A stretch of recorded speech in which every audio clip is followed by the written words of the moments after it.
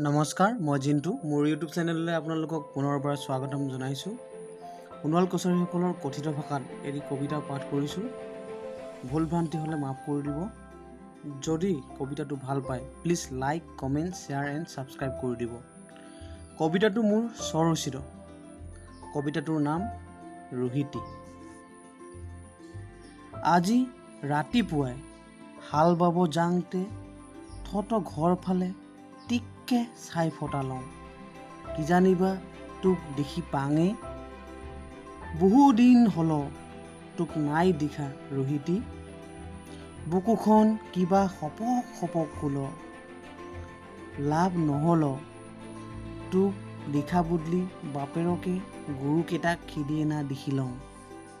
তোৱাই পথাৰক পোনা লওঁ, কিমান যে বাও পাং তোক আজিলৈকে ক'ব নোৱাৰোঁ।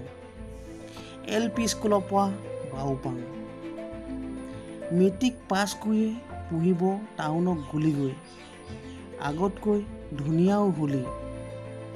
তোক ভাল পাং বুলি ক'বয়ে নোৱাৰোঁ, ভয়ে লাগি।